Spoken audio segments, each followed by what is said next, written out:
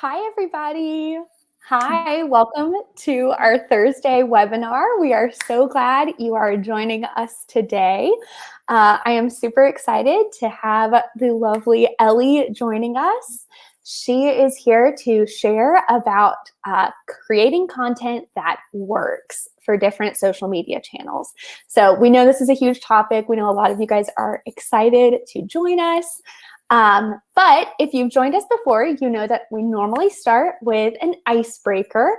So my icebreaker for today is just going to be simple. Sweet or savory? What is your go-to flavor profile here? So I'm a savory person. I'm always going to pick savory over sweet, actually. What about you, Ellie? I'm exactly the same. I'd always go savory over sweet. Consistent. Oh, we have a lot of sweet in the chat here. Awesome. Looks like Gavin's savory too. So here in good company. Awesome. Oh, you guys are so much fun. Well, before we get started, I just want to let you know that you are more than welcome to share any questions that you have for Ellie in the questions tab. That is just to the right of the chat box where you see all of those messages popping up. Feel free to put your questions in there, and we will hopefully get to that at the end of the talk here. So, Ellie, I'm going to pass it off to you. Let me know if you need anything. Cool. Hiya. So I'm Ellie. I'm the content writer at Sendible. I'll just share my screen. I'm going to present to you today some sort of ideas for how content can work on different channels and just generally some tips for content creation and that kind of thing. So I'll just get my presentation up. Ooh. Actually not allowing me to share. Just one sec.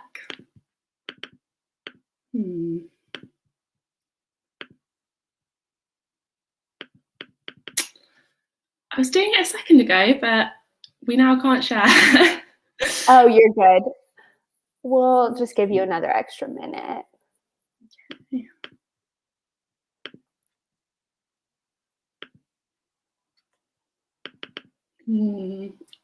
It's not letting me share, unfortunately. Is there a way around this?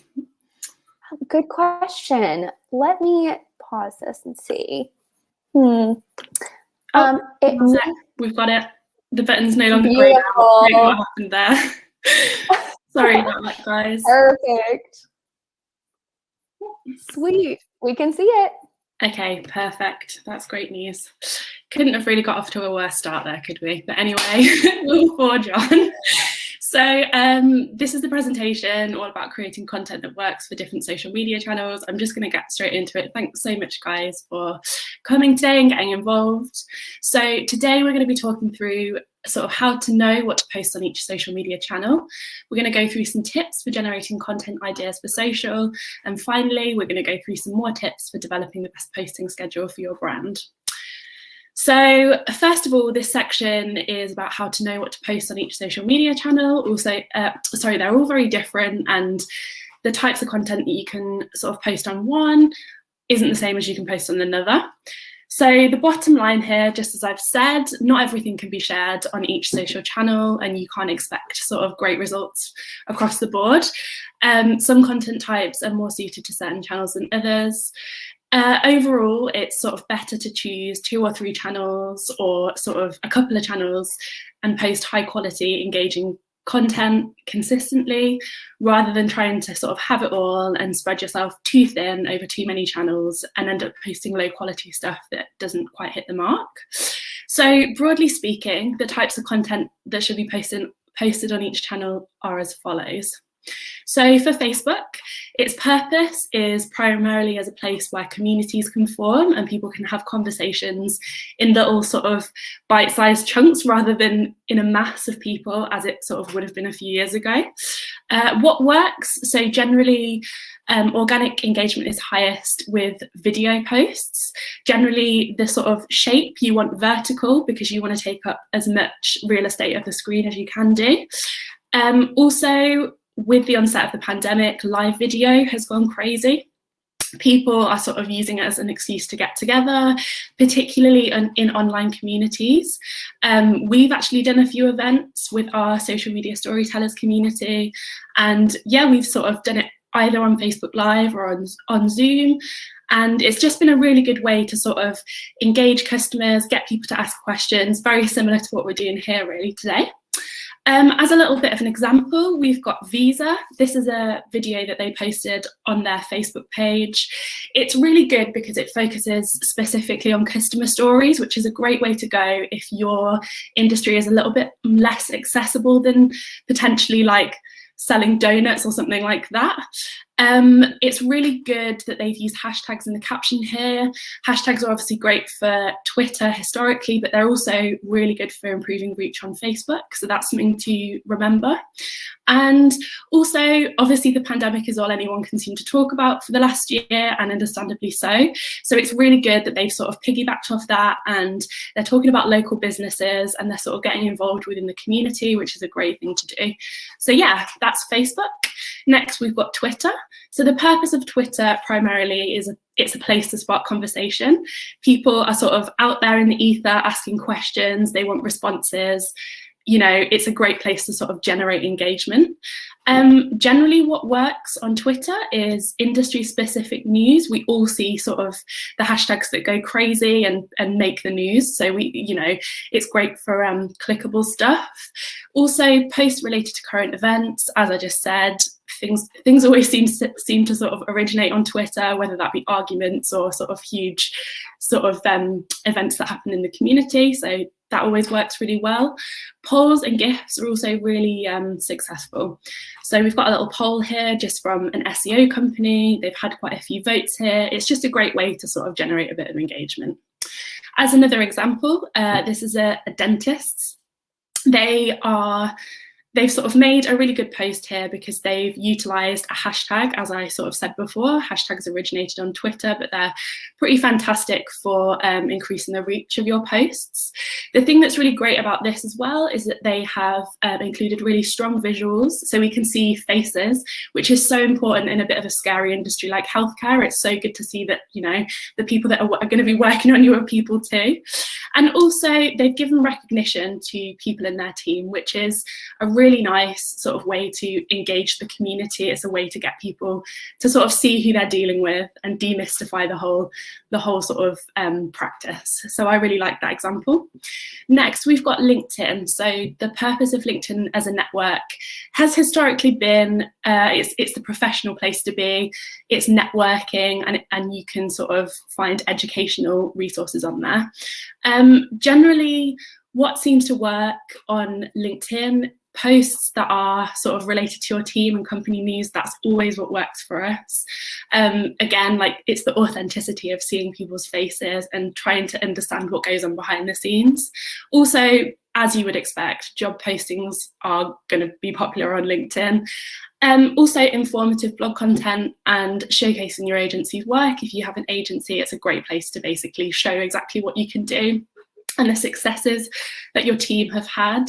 You can also tag your team members, which is a great way to increase reach again and just let people see what you've been up to. We've got another example from LinkedIn here. This is a corporate law firm, and they have utilised the hashtag here, Earth Day, to bring attention to the initiative that they have brought about, which is to do with sustainability. They've tagged all of the relevant contributors. As I just said, it's a great way to make use of hashtags, and also a great way to increase reach and show off your team and what they've been doing. Next, we've got Instagram. So the purpose of Instagram, it's the visual place to be, and it's where you showcase your product and your brand. I mean, historically, it was a static image sort of platform, but now we've got Reels, we've got IGTV, and it's much more interactive. So what works on Instagram, it would be high quality images. That's why it was created, to show off who you are and what you do.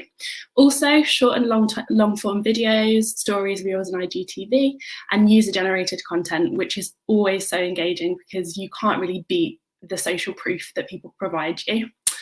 As a little example, we've got a donut company. Of course, it's going to be brilliant on Instagram. They're really making the most of the visual nature of the platform with this post. They're putting their product front and center. It's also a piece of user generated content, so it's showing that people are out there eating those donuts. And yeah, just generally, you really should just use Instagram to show off your offering, show the power of what you're offering and what you can do. So yeah, just don't be afraid to do that. Next, we've got Pinterest. Pinterest is the place to plan and get inspired. Generally, infographics, guides, and high quality visuals are what's going to work for you on this platform. We've got a little example from a realty group here. It's an infographic, which is a really great piece of content, to be honest. It's a great way to sort of crystallize the sort of advice that you want to provide to your followers, and just, yeah, show people value. They should generally be readable, easy, and concise to share. You can add value by giving useful advice for free wherever you can. And another great tip with Pinterest is to use searchable keywords throughout your description. So for this company, they would be using first-time home buyer, and it would sort of be able to get people to come to their posts. Next, we've got Google My Business. It's less of a social platform, but I think it's worth a mention. It's more of a place to sort of showcase your business offering, and what's going to work here would be offers, events, and product posts. As a little example, we've got another solicitor's firm here that are advertising on Google My Business. On your sort of posts for Google My Business, they should be bold and clear. And also, it's a good idea to sort of have your copy work in conjunction with the CTA. So the way in this post that it says calling all business owners, and then the CTA is call now, it's a nice little sort of slick way to join it all together. And another thing that's really important with Google My Business is to keep it consistent. Make sure that you're sort of posting often and updating people on the progress of your business and what's happening.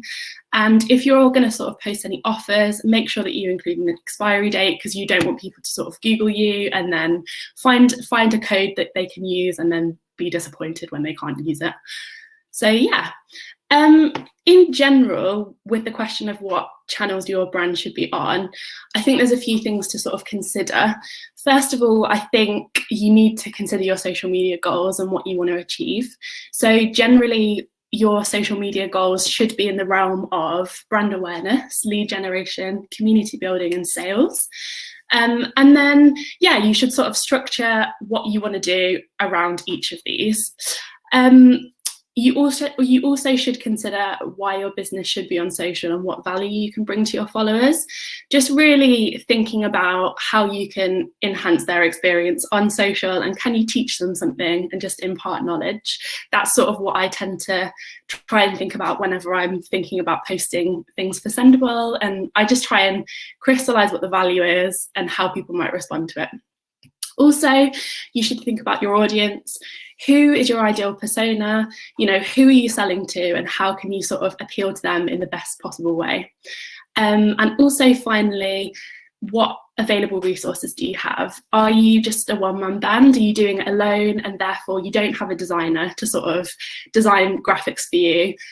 Do you need to use tools like Canva, that sort of thing? So yeah.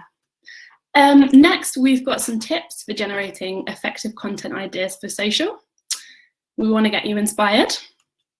So the first thing that I would suggest doing would be to jump on hashtags, specifically hashtag holidays, which can increase engagement and help people find your brand. So yeah, celebrate the relevant ones that are relevant to your audience. You don't want to be sort of going all over the place and celebrating things that aren't going to be relevant to your audience or your business. So for example, if you work in social media, as I do, I thought it would be a great idea to celebrate Community Managers Awareness Day. Because obviously it was relevant to the people that follow us. Lots of the people that follow us work for agencies, they work as social media managers, they work within the social media realm. And so what we did was we made a video where our marketing team talked about the best things about community managers and the best qualities that they have. And yeah, so I think it's important to just remember to be relevant with your hashtags. And also, if you need any hashtag ideas or hashtag holiday ideas, we actually have a social media holiday calendar, and it's got, I think, 240 holidays that you can take advantage of and get inspired by. So yeah, I think that's very worth it. The next thing to sort of remember to do with your content ideas is to repurpose your content. So repurposing makes your life so much easier because you take a big piece of content and then you chop it up into smaller pieces that are digestible and that you can share on different social media platforms, depending on what works for each platform. So yeah, you can chop a blog post, for example, into a video, an infographic, an Instagram reel, an Instagram story. There's lots of different things that you can do across your channels. Also, it's not as difficult as it seems. If you're struggling to find images and sort of accompany the content, you can use stock sites like Unsplash or Flickr, or also design tools like we just mentioned, Canva. So yeah. Also, another really good thing to do would be to share your behind the scenes story. People really want to know what's going on behind the scenes. It's not all about this sort of slick, polished vision that everyone wants to achieve. It's so much more important to just show it how it is and let people know what the realities of, you know, working at your company are or are like. So yeah, this is a cool little example from Thompson. They're a holiday company, and basically they've just shared a little collection of photos here on Twitter about how excited their team are to just get back to work. And it's done really well in terms of engagement because, you know, people just want to see what's going on. People want to know, you know, what's happening in other people's lives, and they want to sort of share empathy for the situation, particularly this is in relation to the pandemic. So yeah, I think it's really important to just sort of show the faces behind your brand, show a bit of authenticity, and just show people who you really are. A great way to sort of utilize behind the scenes content would be through Instagram stories. It's just a really quick, ephemeral way to get people interested and show who you are. Also, celebrating your customers is a great thing to do on social, especially if you need content ideas. This just involves bringing attention to those who support your business. As you can see, we've got a really nice example here of the lovely Savannah. The other day, she bumped into one of our customers at a coffee shop, and he approached her and sort of shared some love about how he loves Sendible and all sorts. And we took a quick snap, shared it on social, and people loved it. It sort of generated a conversation around, you know, whether businesses can be personal and whether or not they've become more personal in recent years, and if that's a good thing. And I think that's sort of the essence of social, really, which is just sparking a conversation and just getting your opinions in there and seeing real people. So well done, Savannah, for that lovely photo. And yeah, just it hones in that point of being authentic and showing off human faces and who you really are. And then finally, a great thing to do with content is to just constantly test, tweak, and optimize. The fact is, a solid social media presence isn't going to happen overnight. It does take time to sort of see what works, what doesn't work, and what resonates with your customers.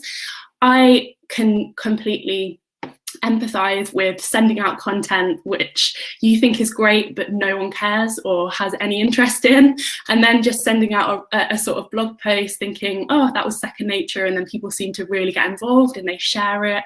So it is, you know, sometimes a bit of a mystery to know what works, but the best way that you can sort of keep track of it is with a tool, potentially like Sendible, where you can keep track of your engagement, you can sort of see who's commenting, and yeah, just see what sort of content works, and you can monitor the engagement of your posts as well. Also take note of the days and times that you're posting and sort of what's working so that you can replicate it in future. Obviously, Sendible's got the optimum posting time feature, which is really, really helpful. But I think it's really good to be guided by the stats, but also don't be disheartened if it's not working straight away. It is honestly a learning process, and I am there with you guys. I totally get it. So yeah, and finally, this is just a little section about how to develop the best posting schedule. So generally choose quality over quantity. I mentioned it a little bit before, but it is so much better to post less of a higher quality than it is to post more and it just not be very good. People are going to turn off if you're constantly sort of spamming. You want to make considered choices when you're scheduling your content.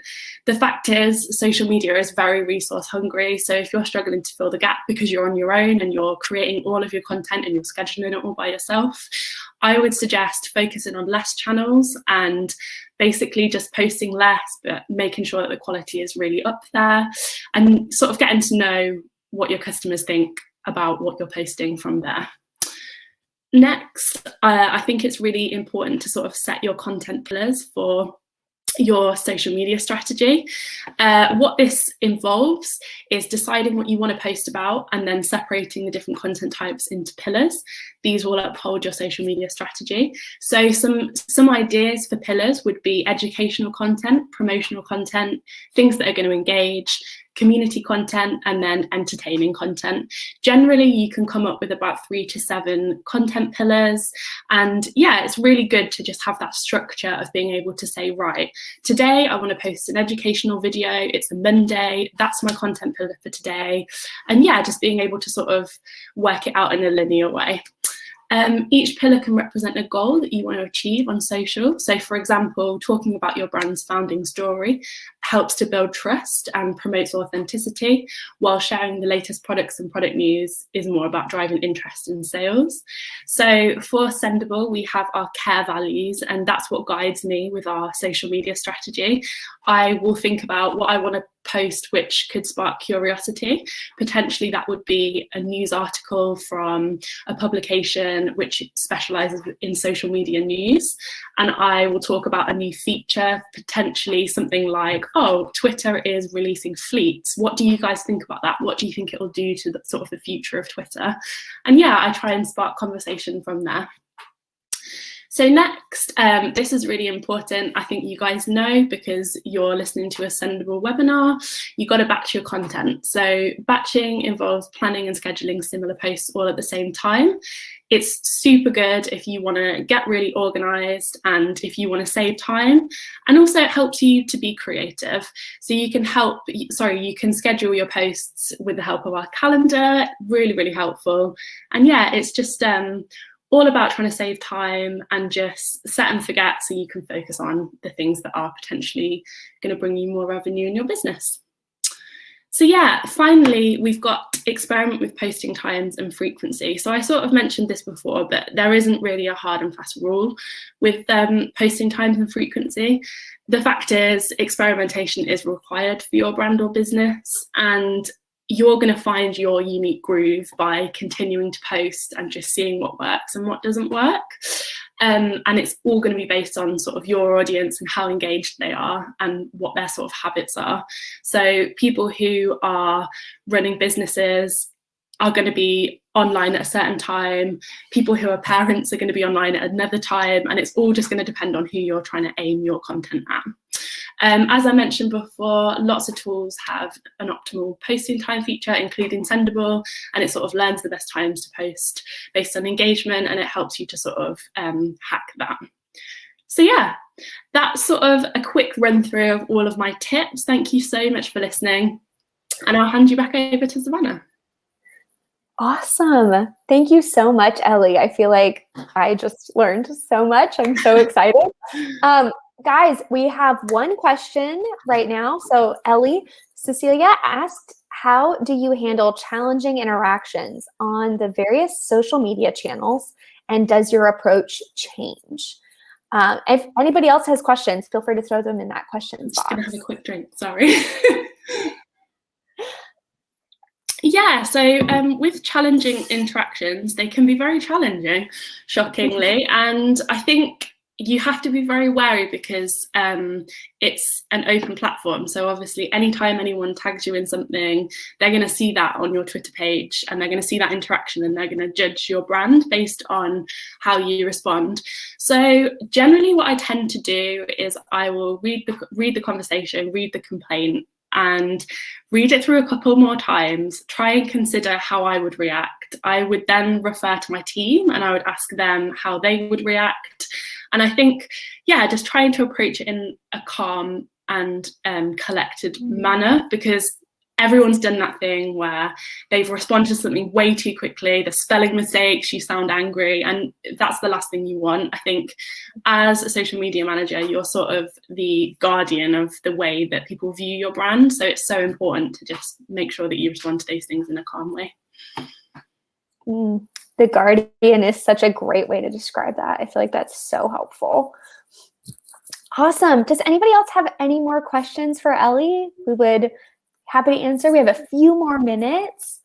Jake says he really loves the content pillars. So way to go there.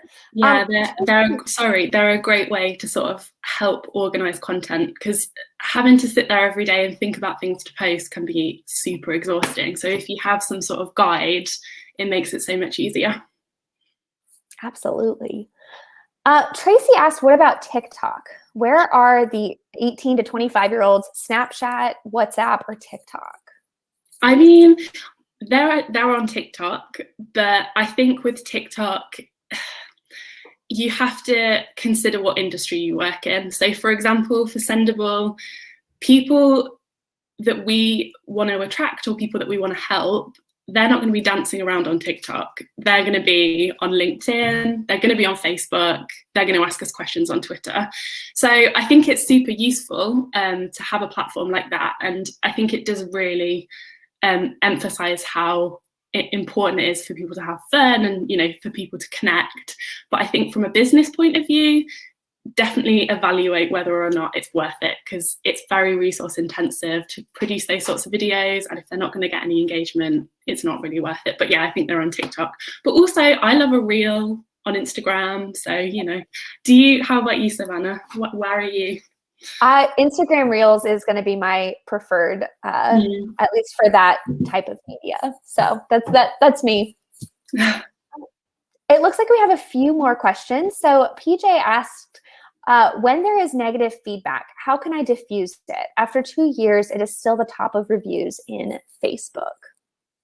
Yeah, this is something that I have also struggled with, because it is quite embarrassing to sort of have to look at people's really negative feedback.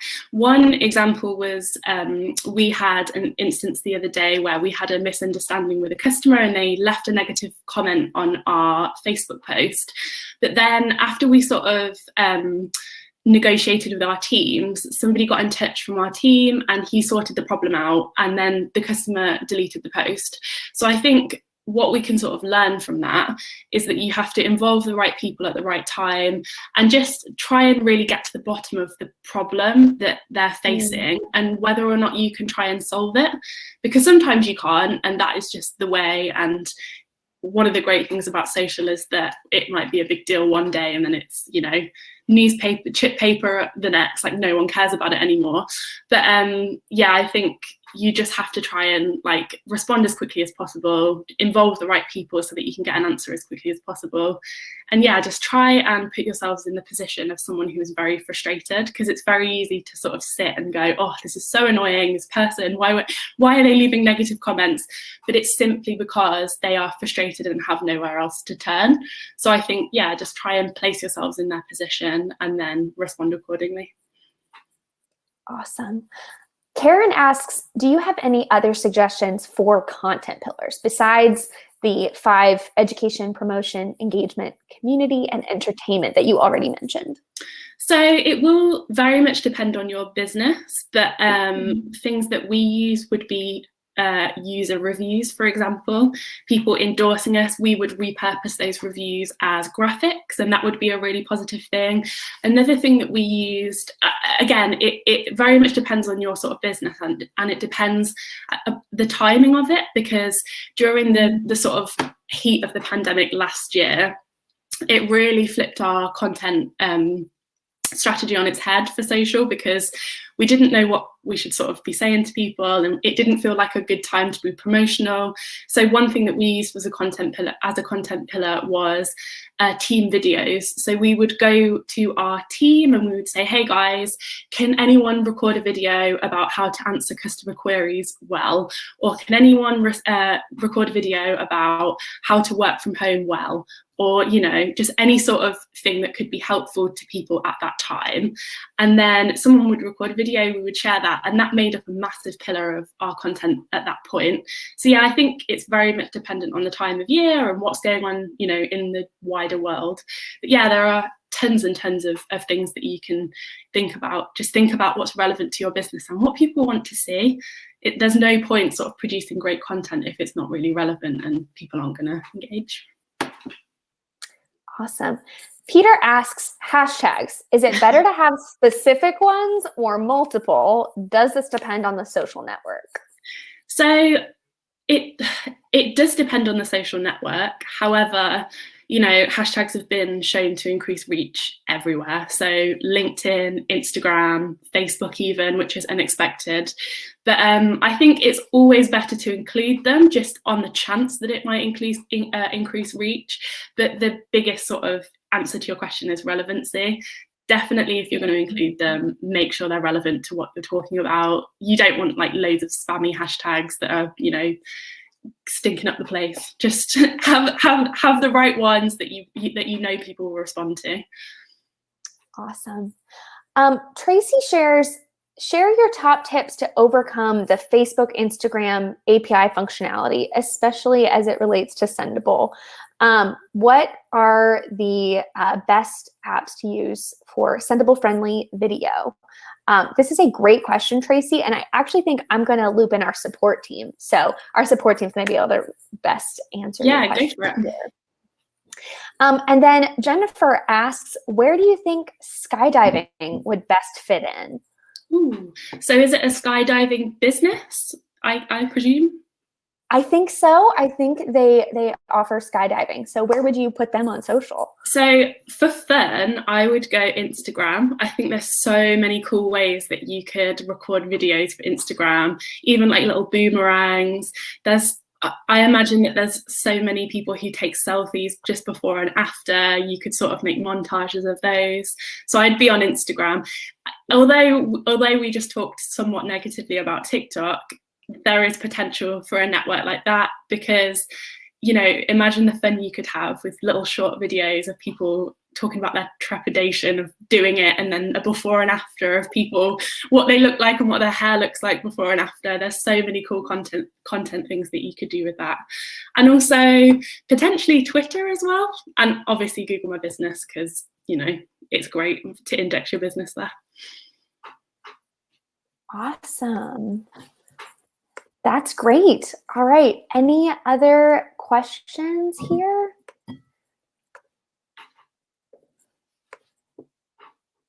All right. Let me see. If there's any, looks like we had one more. Looks like we have some help from Pete answering questions. Okay, so it looks like that is it. Thank you so much, everybody, for joining us. Ellie, thank you for all of your expertise. No worries at all. You can find Ellie on our social, of course, and then you can also find her on our Insights blog, which I wanted to share with you guys before we bow out, just because I think it's a really incredible opportunity here. So our Insights blog looks like, one second, looks like my screen is not sharing. I had the same issue. Oh boy. Well, you guys check out our social media, our Insights blog, especially this was one of our recent posts on how often you should post on social. It's a great article. I think it will really help you guys as you guys continue to build out your social media strategy. Well, thank you so much for joining us. Come back next week, again, same time on Thursday, and we will see you then. Have a great rest of your day. Thank you. Bye. Thanks, guys. Bye.